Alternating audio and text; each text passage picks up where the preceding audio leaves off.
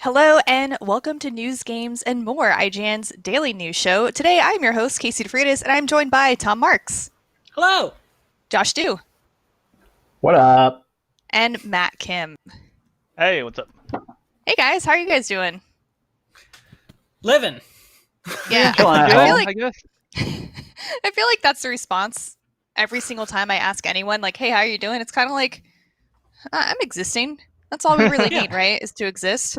Well, today we will be talking about a lot of things beyond just existing, like the thousands of games that will apparently be existing on Xbox Series X at launch, and Sonic movie, Last of Us 2, Logan, and some other things. I'm not going to tell you what Logan we're talking about. You're just going to have to guess until we get there. So let's start it off with our first very big topic with the Xbox Series X, not the XL parody video, but just the console.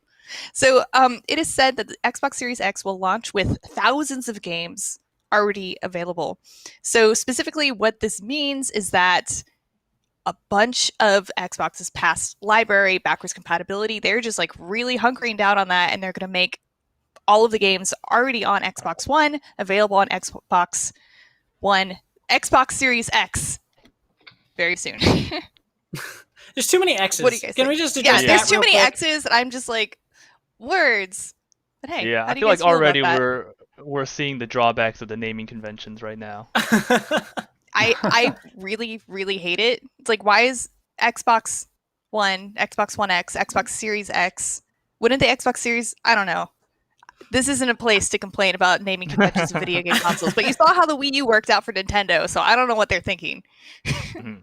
Oh, we'll see. Uh, Yeah, it's very cool to see this because it's just like, or it's cool to hear this from Xbox because basically it's just them completely committing to backwards compatibility and completely committing to this idea of like, hey, if you're not gonna, this isn't like you're not going to lose everything you already had pretty much to a certain extent. Like, I think I really appreciate that, especially after, and it's not like there haven't been kind of communication issues on both sides of the fence here, but like Sony had some communication issues around like what their backwards compatibility was going to be like on launch day and that sort of thing. And so it's cool to just have them be like, yeah, our goal is to make it so that basically every game that can be playing backwards compatible is. mhm. So that's really just nice to hear. It's very exciting. Yeah, and I think Xbox has an added benefit of already having a pretty robust backwards compatibility feature on its existing consoles. So like, it's not hard to imagine what the Series X can do because it's probably just going to be more of what the Xbox One currently does, which is nice. Right. Well, that's And that's something I think we talked about on this show before. Like, is the weird sort of line that is starting to get blended of like Fortnite is 100% going to be on these new consoles, right? Like Warframe Mhm. is going to be on these new consoles. All of these living games that just get updated forever are going to be on these new consoles. And like, is that backwards compatibility? Is that an update? Like, where in the world does that like fall into Mhm. all that kind of like arbitrary categorization? Because Fortnite is like, it's still going to be Fortnite on a Series X or a Right. PlayStation 5. they are saying that the goal is definitely that they run better. They're going to be improving some of these games on the Series X, either with HDR or with improved frame rate. And I'm kind of jumping ahead here, but one of the things they specifically said and mentioned was Geometry Wars running on Hmm. HDR. Am I the only one excited about that prospect? Well, I'm not because we Maybe. do have a comment from Channing that says, I hadn't even thought about Geometry Wars with HDR. God, that's going to be glorious. I mean, I it's spent so much exciting. time playing Geometry Wars. I'm It's a with you good there. game. It's exciting because Geometry Wars is a great game. It's just so funny that like that's one of the examples when like one of the Mm. Mhm. reactions to the last Xbox event was like, show us next gen gameplay, and they're like, well, you can keep playing Geometry Wars, and it's like, well, okay, Hey sure, man, sure. it's an all-timer. I know I don't. I'm not disagreeing with that. Geometry Wars is a great game, and it's definitely going to look good with HDR. But like, man, I don't know if that's the game I like want to be hearing Mhm. about right at this moment. No. I mean, have you Yeah. guys played like original Xbox games on the Series X? Because it's great. Like I played Ninja Gaiden on the Series X, or not? Sorry. You mean Yeah, I was Xbox like, One? wait, what? I I'm was like, sorry, the Matt, One Matt, you X. haven't. are you holding Okay, out on us, Matt? I Yeah. Come am. on, I man. have one. No, you know the one that we made ourselves from cardboard? I have it. I took it home with me and it works. Yeah. No. The One X. Yeah, again, naming conventions. But yeah, I played Ninja Gaiden on the One X, and it's great, and it looks really good. Like it looks really good, and I really can't wait to see some of those enhancements on the Series X. And Yeah, it's one of the cool. things that Oh, go ahead. oh oh I just didn't like play a lot of Xbox games like growing up, and I know I missed out on a lot of classics. And it's at this point, I feel like if I go back, I'll like a lot of video games don't age that well. I'll say that. Graphics, like controls sometimes, but like it can lead to a somewhat underwhelming experience. But hearing that frame rates might get upgraded and like HDR and whatnot for a lot of these older classic games, like I think it'd be a lot more enticing for me to pick up a Series X, knowing that I can like play these classics that I missed out on before. Hmm. Yeah, I definitely think really hammering home that backwards compatibility is such a huge draw for Xbox is incredibly smart because it's something that Sony hasn't exactly been doing with PlayStation very well. And this is something that Shokin Funk commented on an article on IGN.com, and he says, yes, with most being shovelware that are $1 to $5 a piece, better off saying it launches with all the current games on Game Pass being playable, which makes a lot more sense and sounds really great because you get the new system and maybe you didn't have an Xbox One, maybe you didn't have Game Pass, and now you can start off with a huge library that you haven't had access to before. And I think we've seen quite a bit of success with that with the Switch and bringing a bunch of old Nintendo games to the Switch, and people are buying those. Maybe they didn't have access to them because maybe they didn't have a Wii U. Mm-hmm. Yeah, I mean, and that's a good point, right? Like it's a pretty good marketing coup to just be able to say, hey, we're gonna launch with 1,000 games, parentheses, Yeah. not new games, right? Like we'll have 1,000 games at launch, old, right? But still at the same time, if you own those games digitally on like across your Microsoft account, like that's just one less thing you have to worry about. Like you'll have a Series X day one, and you'll have like Halo is supposedly a launch title as they keep saying. So you'll at least have the new Halo plus, however many of the backwards compatible games that you already own and love. Yeah, the closer we get to, you just brought this up, Casey, but like the closer we get to launch, the more Game Pass is like an incredible thing to me, because Game Pass is already like just an amazing deal, like just hands down incredible stellar deal. And like the idea of, okay, you're getting a Series X on launch day and you have access to all of these games for free, including all the first party things, is just like, that is so smart of them. I wonder if it's going to launch with a month of free Game Pass or something for everyone who buys the I Series wouldn't be X. surprised. Yeah, I mean, I wouldn't be surprised, but also at the same time, like if they've committed to putting every first party game onto Game Pass, and then they're like, you can buy a Series X and you don't need to buy a single game, like that is extraordinarily exciting from like a player standpoint. But like I don't understand financially how that works. But maybe like Oh yeah, I don't their know. idea is just like get people in the door and they'll make Well, money because later. I don't know. people are still going to buy Halo at launch, Right. right? They're still going to buy their launch games. So yeah, you're right. Financially, I don't know, but I mean, it sounds appealing to me as a consumer, as someone who's thinking about buying this thing. I mean, I remember when I first heard about the Xbox One on E3, that presentation didn't speak to me at all. But That's one way of putting it. they put a really that big presentation mostly spoke to like the NSA, and that was about it. Like everyone was just like that was like one of the worst launch or console reveals I think ever. So I don't think you're alone there, Casey. Okay, well, good to know. But this time around with the Series X, they're doing, I mean, I don't know if I'm one to judge, but to me, it looks like they're doing so much better than they were before. I mean, I personally am way more interested in the Series X even before it launched than I was with Xbox One before it launched. And I had a 360. I mean, I was already on board with Xbox, but I didn't get an Xbox One until like 2000, mid 2015. Like I was really late adopter for that, but this one is sounding more and more appealing to me. But they've definitely learned from their mistakes. That's for Yes. sure. They're doing a good job this time in terms of getting people on the train. Hey, so let's move on to some. So that was a big thing with a lot of big details. Let's move on to some tiny details, like the incredibly tiny character details that The Last of Us 2 will include. So we learned from a video yesterday. So we learned a ton about The Last of Us 2 during the state of play, but we got some smaller details in a video yesterday. And Naughty Dog has developed tech to allow for micro details on The Last of Us Part 2's characters, like veins popping in anger or like how red their eyes get. And those are visual details, but there's also gameplay details, some that are a little bit unsettling to me. For example, when you shoot someone who's an enemy, their friends will see that and yell out their names in anguish, like, Evan, no! And that makes me sad. I don't want to be sad while playing a video game, but what do you guys think about these like incredibly small details? If you don't want to be sad while playing a video game, don't go near The Last of Us. Okay, I want to be sad. I don't want to be sad every time I kill a minion, because you know how many minions you kill in video games? A lot. Yeah, okay? That's fair. That's fair.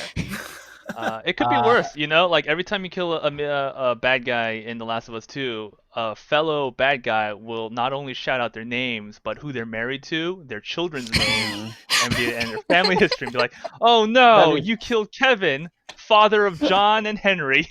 Oh, God. Kevin, no, you have to come back to Evelyn and your kids. What about your twin baby boys? Your baby gerbil, also, I don't know what baby gerbils are, but your whatever. dog will never be the same without you. He'll wait for you in front of your door every day from now on. Yeah. They will get. That was one of the things they talked about a while ago too. Was that they'll get like sad over you killing their attack dogs, right? Like they'll know. Man. They'll know. Yep. Oh man, dude. Yeah, it's harsh. I'm morbidly you just gotta curious, kill them but before not they looking say that. forward That's to the thing. You gotta be quick. Just kill them before they can say anything else. That's it. So Don't they don't let them hit you reveal with the any new remorse. information. Just kill them quick, and then you won't have to hear about their backstory. I love that that's like the incentive for stealth in this game is not like it's an easier way to play or something like that, or like it's the more strategic thing to do. It's like if you kill them all silently without them noticing that you've done it, you won't have to hear the tragic tale that you just unleashed upon these people. God. I'm seeing some people in the comments that are like, they should show the total families left behind at the end of each level. Like, the bloodlines ended at the end of this port chapter. Here are the list of names. No. This I feel like it kind of plays into The Last of Us as well. Like this whole, you are in reality killing a lot of people, right? And like the first game kind of hinted at that when characters are hinting about this this juggernaut serial killer guy who's just mowing down a bunch of dudes, and you're like, wow, this dude sounds awful, and then you realize it's Joel, and you've been doing that the whole time. And I don't know, like Naughty Dog seems to be really leaning into that idea of like, yeah, you're gonna be ending people's lives in this game, and like even I don't know, like watching that recent like gameplay stuff, it's graphic, man. Like look at the stab stuff. Oh Yeah. man. Like it was that all the time, and then the Vita girl getting stabbed in the throat, and the more realistic they make it, the more I'm like cringing a lot. I don't know if it's like a bad thing necessarily. It does kind of play into this theme though of, like humans are maybe the real monsters. I don't know. That's the vibe I got from the first game. Like, that's kind of like Last of Us has always sort of gone for that, right? Too, of like making things feel very, very personal. And it seems like you're right. They're totally leaning into it more.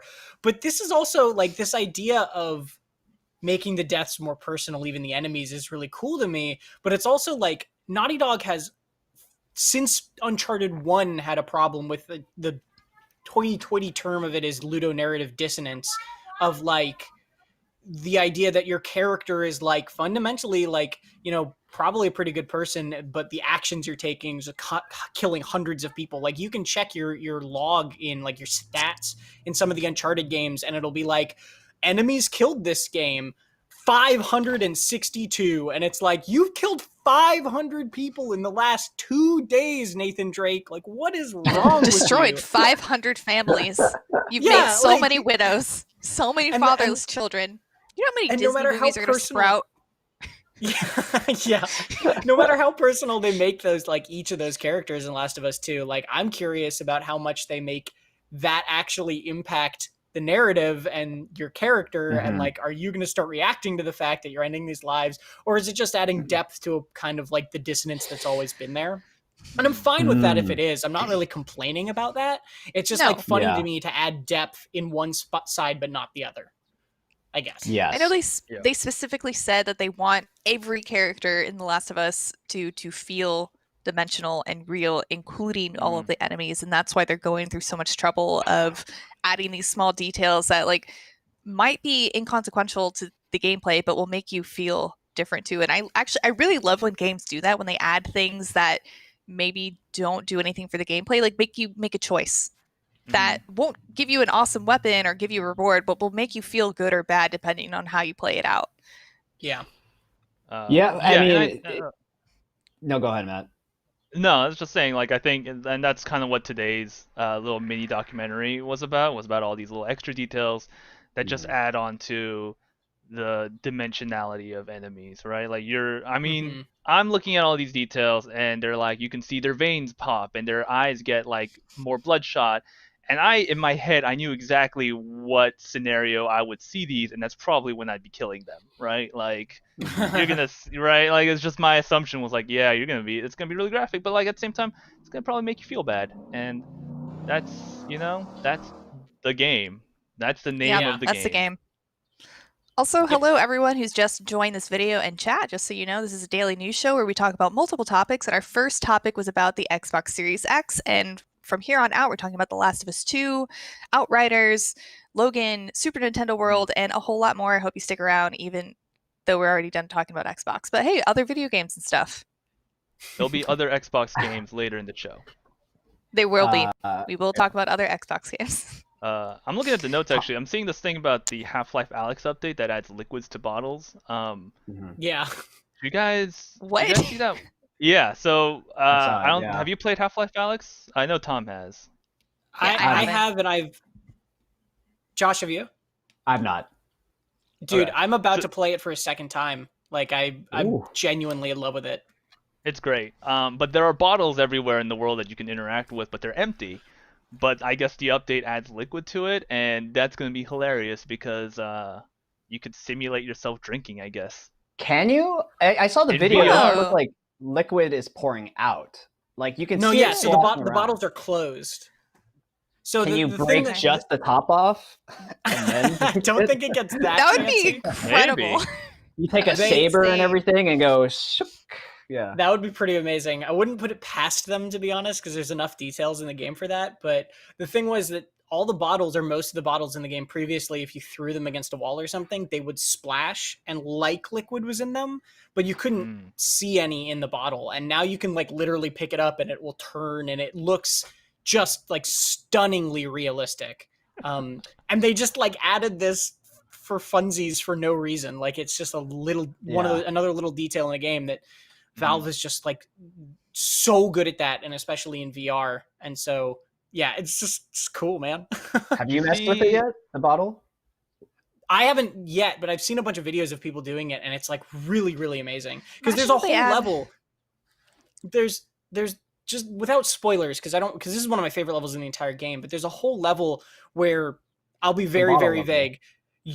There's a bottle level, pretty much. You're dealing with a lot of bottles, pretty much, and you're interacting with bottles. You can like carry them with you. You're using them through gameplay, and so now like Valve told me when we were doing the IGN first for Half-Life Alyx, and I was up there in Seattle talking to them.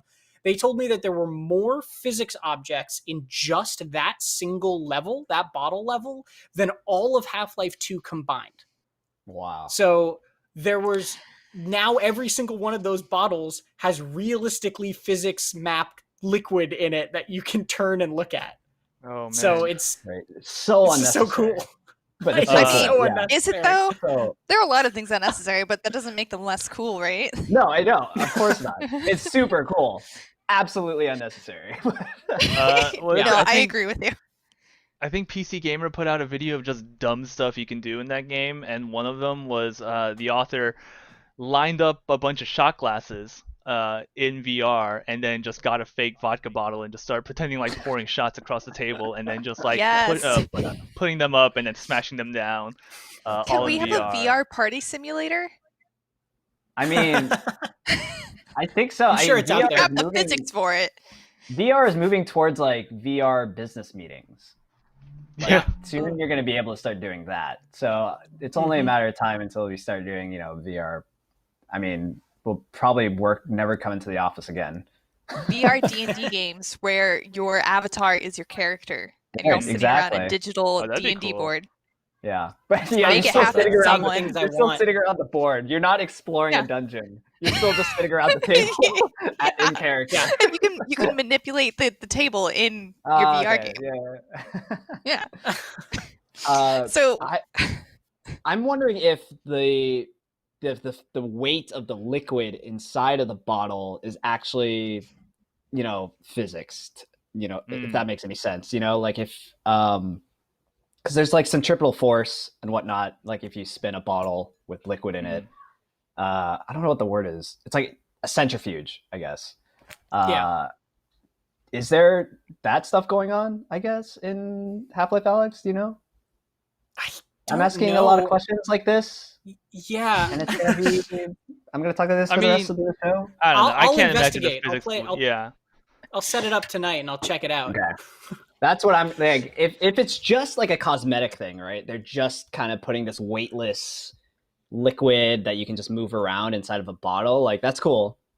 Don't get me wrong, it's still cool, very unnecessary. But if like the physics and the weight of the liquid inside the bottle affects the way it spins or something when you throw it, that's next level stuff. That would be cool. I doubt it'll do that because one thing I can say about Half-Life Alyx is Half-Life Alyx has the best VR throwing I have ever used in a VR game ever. Like I've never played a VR game where when you pick something up and you try to throw it in VR, like it actually goes where you're expecting it to go as accurately as this. So I don't know if they'd add like liquid weight to mess with that. I wonder, so I know like the Joy-Con for the Nintendo Switch has like haptic feedback, I think is the term where you can feel the vibrations. Like if you're ever playing the Mario Party games, you can feel the vibrations kind of like feel like when you're trying to like manipulate a bottle or something. It'd be interesting to have controllers to go with VR that had that kind of feedback as well.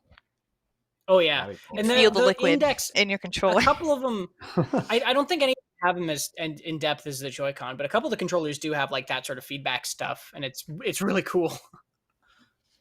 So before we move on to the next topic, I just real quick wanted to throw it back to The Last of Us 2 and Naughty Dog with 2 comments from 2 of our commenters on IGN.com. The first one is from Inigo Montoya, and he says, or she says, one of the best developers out there. The amount of thought they put into their games is unbelievable.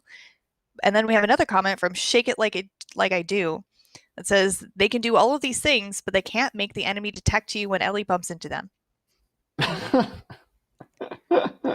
Is that true? Fair enough. Did we see that? I didn't see it, but I didn't see it either.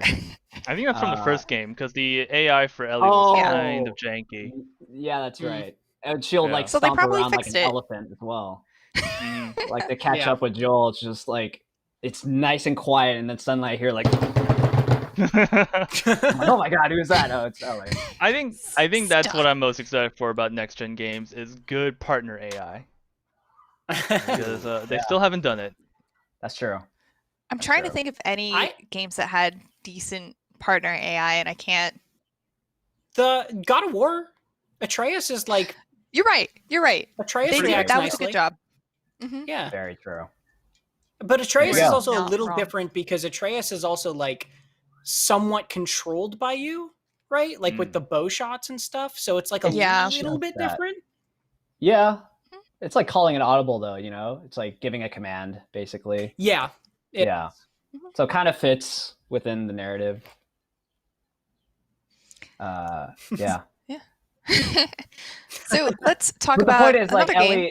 Ellie's partner AI, though, was like, it was non-intrusive. I think that was the big sigh of relief for me, was that like when I was doing stealth, she wouldn't give me away. Even though it would break the immersion when she comes stomping in. As long as it doesn't mess with your gameplay. Yes, then it's fine. I don't have a lot of complaints when it comes to that. Her not being noticed when she's stomping in is way, way better than her being noticed every time she stomps in. Very true. I do agree with that. So let me know what you guys think about this next story. We're going to talk about Outriders. We do have the full preview of this game made by People Can Fly on IGN.com, but we did learn something new. Outriders will require a constant internet connection. But also, this doesn't mean that it's a service game akin to like Destiny or Division. The developer actually specifically said this is not a service game, but will require a constant internet connection. It's a co-op like looter shooter that can be played solo. And here's a quote that he said: "We wanted to release the game as a complete product, so the story, the end game, everything is in the box when you buy it. We are not chopping the content we have created to release it month by month. We are giving all what we have created on day one. It's all that we think is necessary to have a complete experience with Outriders." And he compared it to games like Diablo 3, where it's or like Diablo in general, which is an interesting comparison because Diablo 3, when it launched on PC, was online only, and people had a lot of problems with that. So what do you think about this kind of approach to an online-only game that is not a games as a service and does not have microtransactions? That's weird, actually. I don't like it. Yeah, I wonder. Yeah, what's up with that actually? DRM? I mean, this is DRM. At least less egregious. This is at least less egregious to me when it's like kind of intended to be a co-op game, like an online co-op game, as opposed to something like when the SimCity reboot from a number of years ago launched and it was online only. That and was a disaster. Was like, what are you doing? Like, at least it's not that bad, but like it just feels, it's unfortunate, essentially, is the way I'd like to put it. Like, it's just annoying when this game, when the developers are clearly supporting a way to play the game single player and are like, you don't have to play this online if you don't want to, but also you have to be online regardless, is like just sort of weird and contradictory to me. Yeah, it is a decision, and I don't know if it's a decision I necessarily agree with, but there it is, I guess. The game looks cool. I love People Can Fly. People Can Fly is great, man. Yeah, and I'm glad they're doing another shooter. Because they did Bulletstorm? Bulletstorm. Is that the one? That's right? It was Bulletstorm? Okay, they did Bulletstorm and Gears of War Judgment previously. And yeah, they have a good track record. I mean, it's not like games that have to be online all the time are automatic failures, though. Wasn't Anthem always online too? Yeah, a lot of the games as service titles are always online, but those make sense, right? Because they're basically like stripped down MMOs, so you kind of always have to play online in order for. But I mean, you're like Tom's right. Like a game that promises a complete single player option, but also still requires always online, is a bit weird. It is weird. Yeah, it's definitely contradictory. When are you guys when are you guys not online though? Because for me, that is a really good point. Anyway. That's the thing, is it's not anybody sitting, it's none of us four, right? Like, it's nobody sitting on this show talking about it. It's people in like more rural areas who don't have consistent online internet connections or who have really aggressive data caps and playing this game that is ostensibly a single player game while draining their data cap is just sort of like, it's just weird and unfair.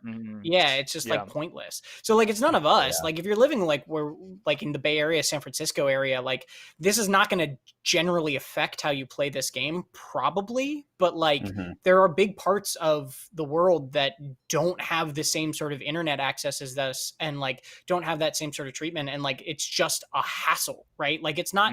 It might not outright stop you from playing it, but it is just like a restriction that doesn't need to be there, or doesn't feel like it needs to be there. Right. Yeah, I guess I would find that annoying. Yeah. Jason Christoff in the YouTube chats says they're afraid to call it an MMO like Bungie was, but this doesn't look quite like Destiny. It kind of reminds me more of Borderlands after watching the preview. It's a looter shooter with that's ability based, and it looks a lot more ability based. I mean, there are like RPG skill trees and everything, but it still doesn't. Yeah, I still understand why it needs to be always online, and maybe they will kind of go into more detail later. But I wanted to point out this comment on IGN.com from Death Metal Hamster. Nice name. Good name. The developer doesn't seem to know what games as a service means. It doesn't mean chopping up your game and releasing it piece by piece. It means the developer will support the game and the community after release, which they are clearly going to do here, as it is an online game. It's true. Although there's and there are nuances, right? Like, yes, there are absolutely. I think they're trying to say they're not going to be like Fortnite, where every couple of weeks there's going to be something new in the world that leads to a new season of content or something like that. I'm sure they've got post-launch plans, but yeah, I mean, I don't know. It's I wonder if it's like a cheating thing. I'm thinking it might be. Yeah, I don't know. It might be a cheating thing. I'm thinking it might be something. I mean, you think of Monster Hunter. Monster Hunter was a full, complete package just when it came out, but they continued supporting it after the game, but that doesn't require to be always online either. So yeah, I don't know. Not sure. Yeah. And as a last final joke comment, this one is from, I assume it's a joke, please correct me if I'm wrong, but Space Jog says, no microtransactions. This is a hard pass for me. There you go. Well, to each their own. Yeah, to each their own. I mean, some people you want to buy those cool things. Yeah, I mean, I will say that, like, you know, we spend a lot of this segment talking about kind of how that's disappointing or weird, but like, game does look cool to me. You know, like when they first revealed this, look really neat. When they first revealed this, I had essentially zero interest, and these preview like really did make me kind of more enticed to try it out. People Can Fly, not only Gears of War Judgment, but like they worked in previous Gears of War games. Bulletstorm was a lot of fun. Even their very first game, Painkiller, was just this like ridiculous, over the top, just fun shooty game. So they know how to make games that are like fundamentally fun. And this looks cool. It looks like a cool evolution of that. So I'm at least looking forward to it. It just is like kind of leaves a weird taste in your mouth as you're looking forward to it. Yeah, no, I love their pedigree, which is why I'm interested. But I mean, online decisions aside, I will probably play this only because I like their games. Yeah, I completely agree with all of the sentiments. So that we were just talking about Outriders, which is always online. But you know what's not always online and can never be online? Theme parks. Like Super Nintendo World coming out in Universal Japan. I love your segues. That's a great segue, top notch. Appreciate it. Attempts were made. So, but hey, we got a new image that shows the Super Nintendo World theme park area in Universal Studios Japan, and it's kind of it looks like a drone shot, but there was a Japanese photographer that got a shot of it. And based on the photo, you can see some pipes. You can see what we assume would be Peach's castle. We see like a Bowser castle and some other things in the photo. There we go. Oh, hey, look, there we go. Someone who did this. Yeah, who where did these all labels these? come from? You're asking me. Thanks, label man or label woman. We appreciate you. Yeah, I wrote the news story about this, and basically a Japanese photographer took a shot of the Super Nintendo World theme park, which was announced in 2017 between Nintendo and Universal Studios, and the first one is going to be opening in Japan this year, supposedly. I mean, we don't know, but they planned it for this year. Who knows if the pandemic affected that? We have not gotten an update. But it was supposed to release summer 2020 and to coincide with the Tokyo Olympics, which have been postponed. So we're not sure. But it looks pretty complete. Like I was just looking through it, and I don't know the full exact details, especially like these labels are new to me. But just from what I could see, there's like clearly a Bowser Castle down to the bottom right or bottom left, and some pyramids up in the north. The entrance way is definitely Peach's castle, just from the color scheme and the way it looks. One thing I saw our own Ryan McCaffrey tweet about this photo, which I kind of didn't really fully get the vibe of until just looking at it right now, is the scale of it is much smaller than I expected. So like, if you look at where it says Yoshi load unload, to the right of it, you can see individual Yoshi carts where like people seemingly get on and ride through. And like, if you imagine each one of those carts is only the size of like fits 2 people, like that gives you a scale for the entire thing. And it's like, oh, this place actually isn't that huge, right? Like it's fairly intimate. Yeah. So I wonder I think if they're gonna limit how many people can be in there at one time or something. I'm sure, yeah. Yeah. I mean, it'll be like how a they did it with Galaxy's this. Edge thing. Mm-hmm. Yeah, that's what I was thinking. They do that with. But I know it looks kind of small from this perspective, but if you're down there walking around, it probably feels bigger. Oh, I know yeah. theme parks have that like theme park magic where they make things seem way bigger than they actually are from like weird optical in-person illusions. Yeah. So it'll probably feel different being in the rides. And I can't wait until they open the one in Florida's Universal Studios because I want to go so bad. And I think if we got I'm sorry, I didn't mean to interrupt. No, you go for it. No, I'm just saying, I was going to agree. I think if we got an aerial shot of Galaxy's Edge, it would look as small. But I've been, probably it didn't feel that small when I was there this summer or last summer. There just seems to be a lot of like components going on, and it's all like layered up, and there's a lot of nice vertical level design. May I use that phrase? Yeah, there you go. Good verticality.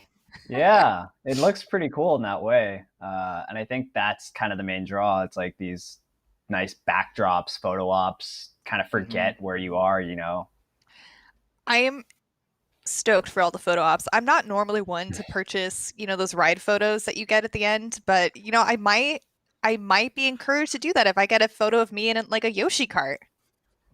That sounds like fun. And I have another really random question. Like, what kind of themed foods do you think will be sold at this?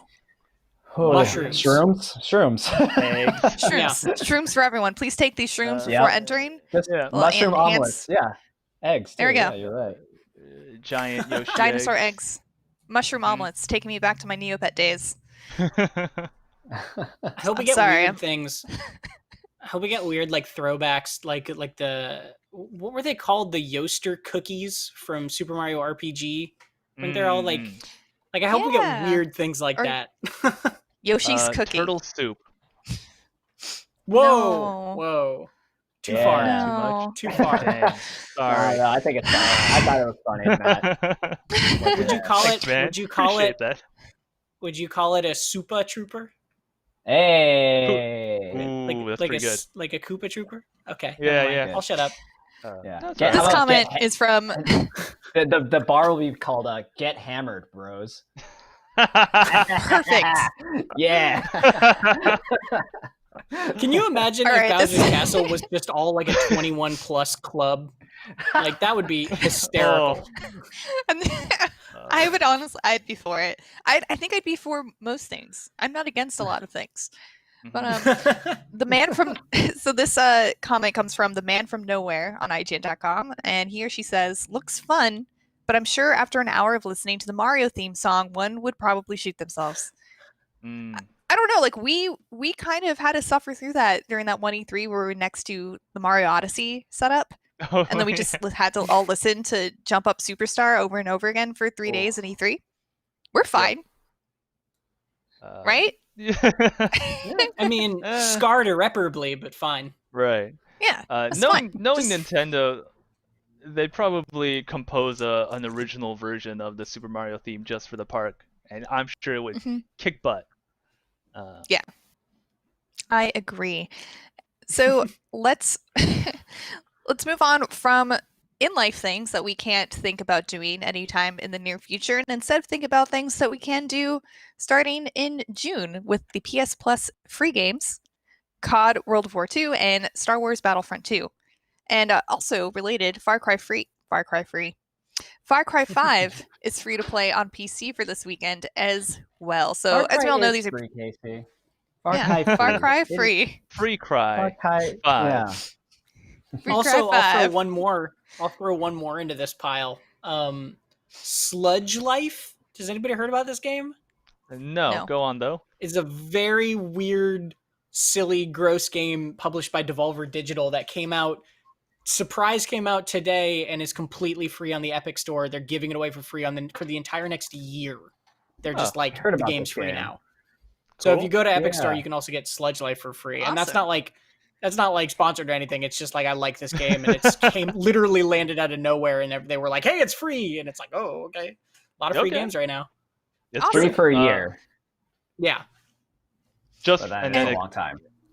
And also for those of you with PS Plus, just a reminder, you can go and get City Skylines and Farm Simulator right now until June 1st, I believe. And that Call of Duty World War II and Star Wars Battlefront 2 will be available on June 2nd for those of you with PS Plus.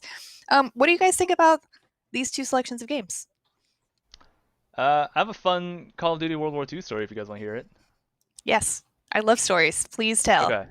I was at a preview event for the game at E3. What was it? 2018 when it came out? 2017? 2017, I think. Anyways, it was a preview again.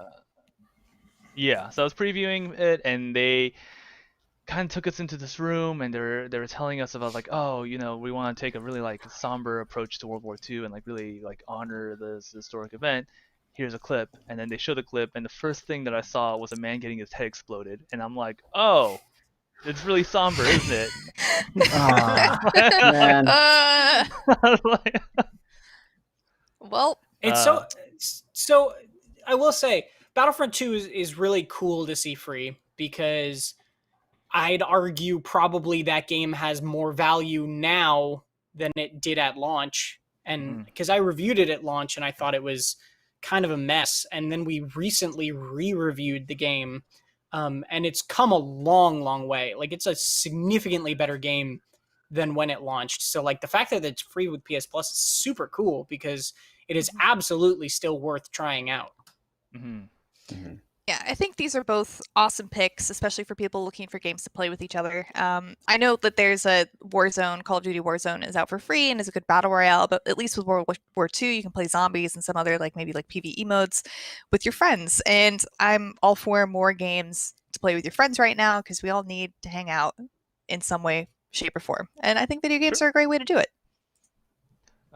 Yeah, I think wasn't the community for Battlefront 2 was trying to save the servers for the game after EA announced that they were gonna start like winding things down, which is kind of nuts, because they like when it launched, it kind of kicked off the whole loot box controvery for the entire industry.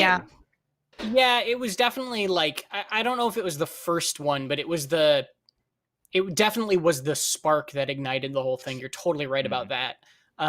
Because it was pay to win right before launch, and then they, to their credit, took that pay to win stuff out, but it was like still a bad system, but they took it out right before the game launched. It was this mess. I remember doing it where it was like, we were covering it because me and Brandon Tyrell, another lovely man on our editorial team, were doing literally in the middle of making a video of like what $100 worth of loot boxes will get you. And we were opening all these loot boxes and recording it. And then there was like a news post that was like, you can no longer purchase loot boxes in the game. And so we had to publish the video being like, hey, this is what it would have gotten you, but it's no longer available.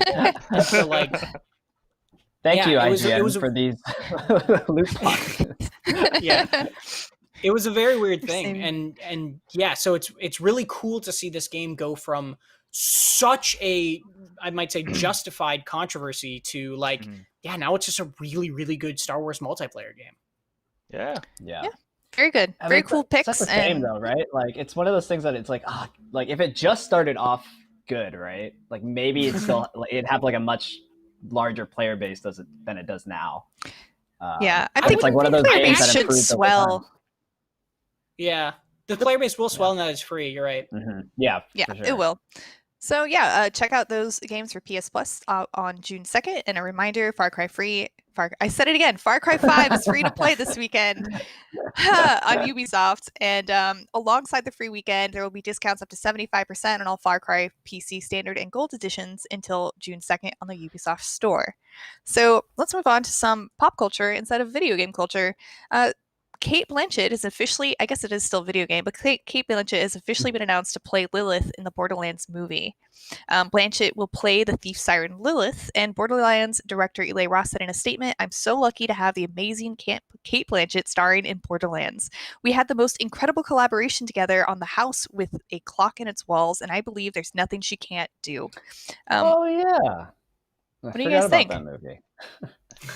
I did too. Bold choice, but everything about this movie has been like a huge surprise for me in terms of like all the announcements they made. They're like, Eli Roth, director. I didn't see that coming. They're like, the guy who created Chernobyl is gonna write the script. I'm like, okay, all right. They're like, Kate Blanchett's gonna star as Lilith. I'm like, all right. I have no idea where it's gonna go, but I'm here for the ride. You know? I think the person who's directing it made Hostel, so like, yeah, I don't know.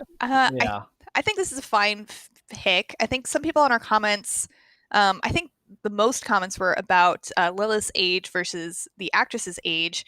Gentario said, "Well, I don't mind her being older than Game Lilith because she rules. A big name attached to the project is a positive sign." Whereas ZJ Rocks03 said, "Love her, but she's a little long in the tooth for Lilith, right? Perhaps they're doing a different kind of story that would be later in the game's IDK." Yeah, and I think that sounds about right. Yeah, that's the big question here, right? Is because if she's playing Borderlands 1 Lilith, then yeah, she's probably a little too old for the character. But it's not like she's old. It's like she could definitely play a version of this character that just takes place like after Borderlands 3 or after Borderlands 2 or somewhere in that timeline.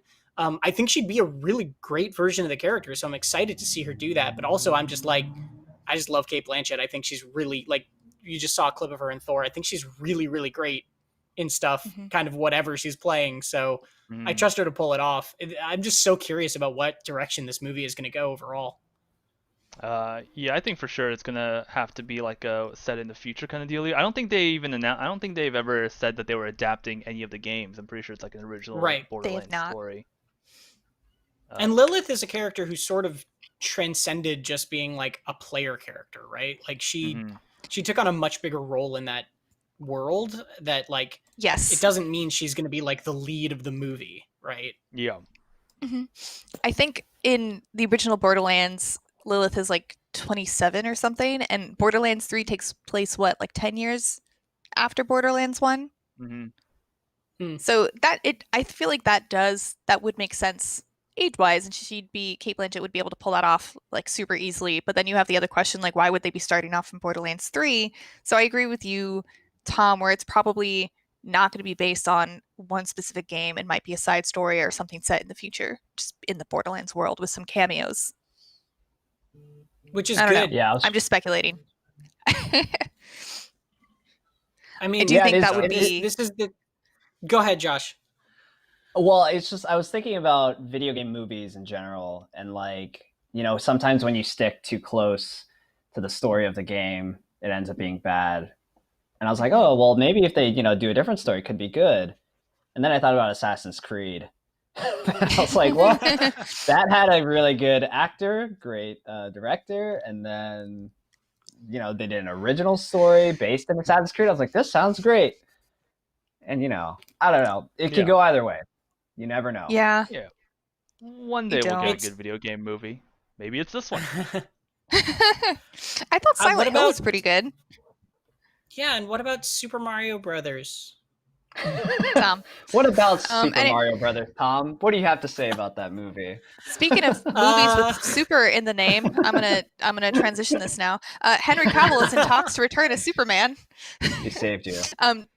Deadline claims they've heard Cavill will come back in a couple of different ways, not a standalone film, but there are plans to put him back in the big red cape again, sources with knowledge tell us. Variety reports that Cavill is in talks to return as Clark Kent in an upcoming DC Comics movie.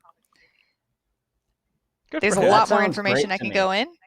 Yeah, I agree. And I'm wondering if this is coming up again because Cavill did such a great job in The Witcher. Maybe. Yeah, maybe his profile has gone up a bit. I mean, the other thing though is just like I think he didn't do a bad job, right? Like this is the funny thing about the whole DC universe movie stuff is like it's so hard to pick apart what parts of it went wrong at what different stages and in which different movies. And I don't think necessarily like the actors were ever the problem in almost any of these films, No. right? Like Great casting, like all around. yeah. Like I think a lot of the times movies are cast really well, and I wouldn't be surprised if DC essentially decided to go like scorched earth and basically say, you know what, this all failed. Let's scrap it and start over, and then slowly started to realize, like, all right, like what parts of this can we continue to use, because there is some goodwill here on certain things, and there is some sort of familiarity with the audience on certain things. So like let's figure it out. Let's figure out what works and what doesn't, and kind of think about it a little more critically. You know, because they're still making Wonder Woman, right? They didn't just like totally throw out plans. Aquaman as well. Right. Yeah, so it could. Go ahead, Matt.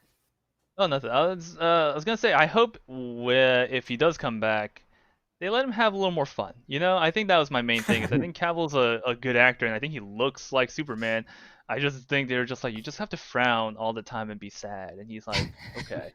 But I hope, like after seeing him in The Witcher, and especially after Mission Impossible, I hope they let him like crack a smile. You know?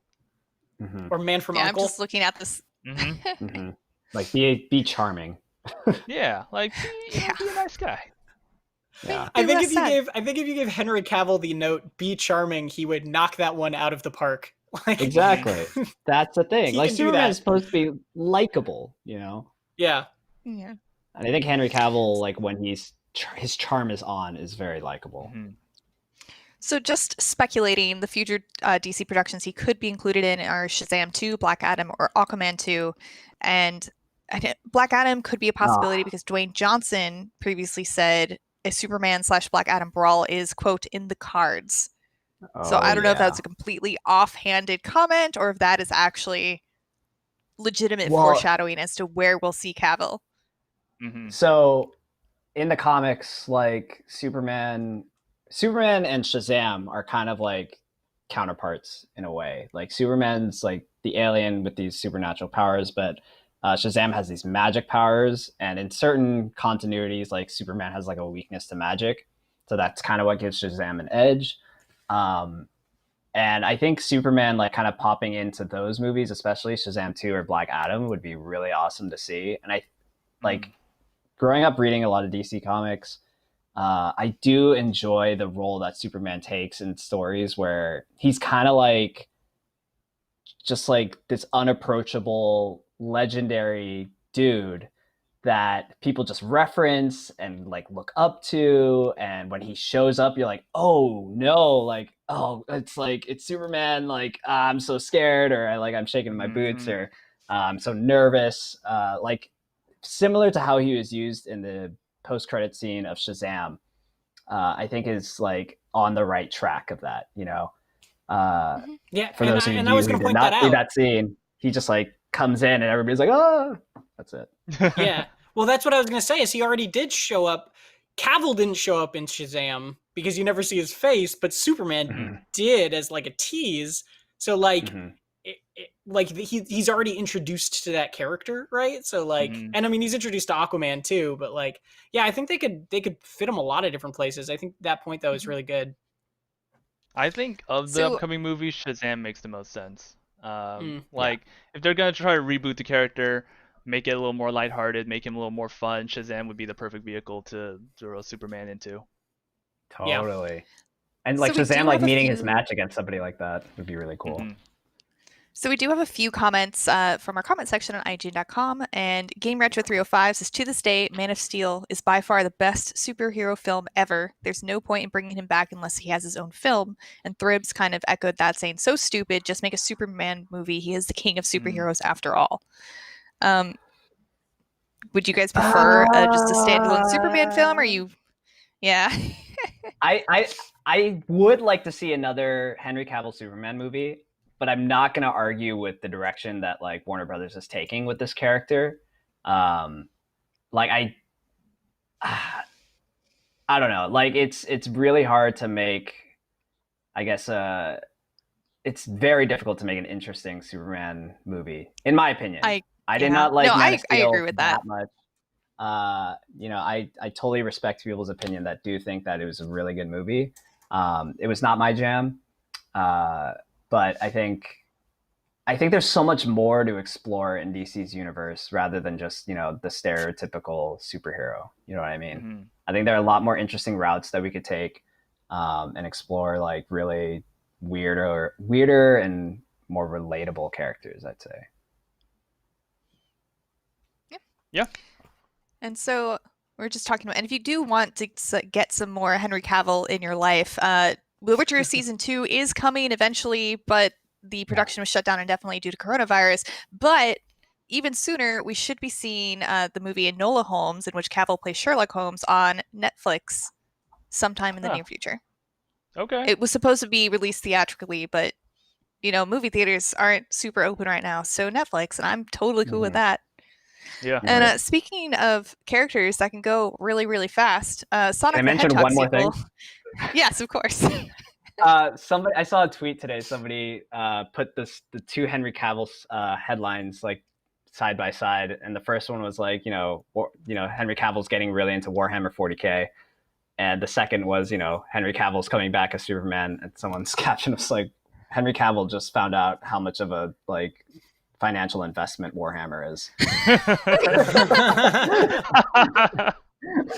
He has to fund his Warhammer habits. I mean, it's very true. I mean, I don't know if Hollywood movies will cover that. Yeah. Maybe he does need his own standalone movie to be able to fund that. How much are you paying me for a Superman movie again? 100 million? It's not enough. I have Warhammer figures to make, man. Yeah, can you explain that number to me in Warhammer figures? How many figures? That's how I used to count my money. It's like I had this much money. This is how many video games I can buy. So I think it's a totally legitimate way of counting your money. How many Warfare figures you can get. But anyway, I think we have time for one more topic, which is Sonic the Hedgehog sequel is in development with the same director, Jeff Fowler. Paramount Pictures and Sega Sammy confirmed on Thursday that they have commenced development on a sequel to the live-action family comedy. The sequel would reteam the filmmakers, with Jeff Fowler directing and Pat Casey and Josh Miller writing the script. The movie is still in development stages, so decisions haven't really been made yet regarding casting or production start date. Cool. I guess it's a success. Yeah. I haven't seen the first one yet, but I've heard it's good. Yep. Have you guys seen the original Sonic? You've seen it? What? I mean, Have you seen it? Yeah. Do you like it? Yeah, no, I didn't know that was where that question. Yeah, no, I think it's so interesting to me that given the reaction to the reveal of Sonic way back when was so negative to the point where we're at now, where they can announce a sequel, and I'm kind of just like, good, cool. That movie was fine. It was a kid's movie, but it was fun. And Sonic didn't look bad because they reworked him, as probably daunting to the animators as that was, and kind of shitty to do very last minute, but still, they reworked him in a way that looked good. Jim Carrey was funny. The movie was fun. I'm glad there's a sequel being made. I kind of have no issues with this, where before I had this righteous fury of how dare they ruin Sonic this way, and now it's good sequel. Yeah. All right. Friend of the show, Forchi, says I think they should use the original CG Sonic for it, and that's a director's cut I want to see. I want to see the ugly Sonic cut. Hashtag ugly Sonic cut. Hashtag release the tooth cut. Yeah. So we got that cut. What about the little ball of super energy? In an extremely we got trailer with audio package on my planet. There we go. There we go. There it is. fancy? What about the cat's butthole cut? Have you guys heard about that? I don't think it's a thing. Moving on. Moving on. Tom, you don't want to talk about cat's butthole? Moving on super quick. Did you guys know that there was never a Wolverine mask made for Logan in the X-Men series of movies? And so Hugh Jackman never had a mask. He never wore a mask. A mask was never made for him. And I never noticed this. Yeah, that was for Logan. That was for Logan specifically. For Logan specifically. Sorry. Yeah. Well, because they hinted at it at the end of the Wolverine. That's why everybody was excited to maybe see him in a Wolverine mask in the future, because at the end of the Wolverine, he sees one. He's gets one in a case, that someone designed for him, and it's like, oh, maybe he'll wear one. And then for Logan, which is when we could have potentially seen that, what's his name? The director, James Mangold, was like, Yep. no, we never even considered it, which makes sense. Yeah. It would not. It would look so weird in this movie. It'd look bad. I'm glad they didn't. Yeah. Hugh Jackman's face is Wolverine enough. Yep, and just one comment from Muckmaster on IGN.com. He says, not even Hugh. Oh no. Uh-oh. I think we lost Casey. The comment was not even Hugh Jackman would be able to make that costume look good. It's true. Am I not here? We agree. It's fair. No, you're back, Casey. No, you're back. I'm back? Oh, gosh. Yeah. Okay. Yeah. Well, that is about all the time we have left for news, games, and more today. So with that, we will be logging off. But remember, we do the show every day, Monday through Friday from 4 to 5 on IGN.com, not IGN.com, but YouTube.com and Twitch and all of your other streaming platforms. So, hey guys, thank you so much for watching. And all of you, thank you for joining me to have this awesome discussion about all the video game and pop culture news of the day. Thank you so much for watching. Have a great day. See you later. Nice. All right. Is our audio off? Definitely not. Nice. Hello. Nice. Snacks. Okay. Bye, guys. Bye. Yep.